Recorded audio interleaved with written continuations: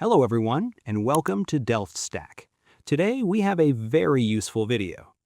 If your Microsoft Edge browser window is stuck permanently on top and blocking all your other apps, I will show you exactly how to unfreeze it and restore your normal screen right now. Let's get started. First, let's try a very quick keyboard shortcut that often resets the window layering. Click anywhere inside your stuck Microsoft Edge browser window and press the F11 key on your keyboard to enter full screen mode. Wait just a second, and then press F11 one more time to exit.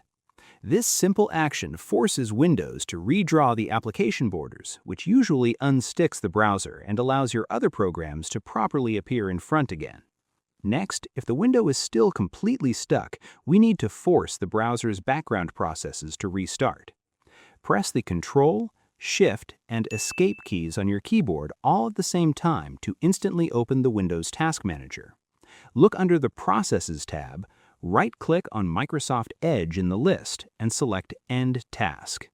This will completely close the browser, instantly clearing out any frozen background glitches that were forcing it to stay glued to the top of your screen.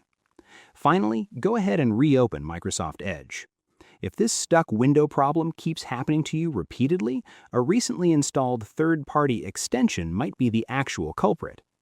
Click the three dots in the top right corner of Edge, select Extensions, and then Manage Extensions to temporarily turn off any picture-in-picture or window control add-ons that might be hijacking your screen priority. I hope you found this guide helpful. If you did, please give this video a thumbs up, share it, and subscribe. Thanks for watching.